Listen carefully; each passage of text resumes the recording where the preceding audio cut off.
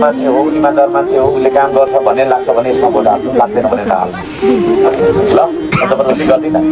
तपाईँको भोट तपाईँको खुसी हो है। तपाईँको भोट दिनुहोस् भनेर म मासु भात खुवाउनलाई पनि आउँदिनँ, पेट्रोल पनि हालिदिन सक्दिनँ, किनभने मैले चोरेको धन छैन, मैले भ्रष्टाचार गरिनँ होइन। त्यसो भएको कारणले भ्रष्टाचार गरेको पैसा मसँग छैन।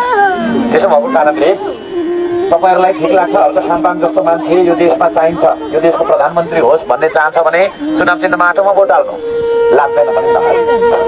त्यो काम गरिनँ त्यो तपाईँहरूले मूल्याङ्कन गर्नु होइन।